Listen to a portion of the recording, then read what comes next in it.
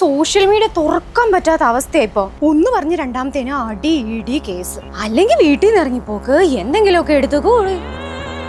അങ്ങോട്ട് വിളിക്കാവേ. ഇന്നലെ റിസൾട്ട് വന്നു. ദൈവമേ,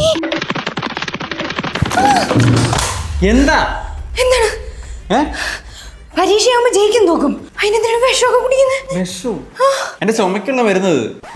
ചുമയായിരുന്നു. പിടിച്ചോ, പിടിച്ചേ. എന്താടത്?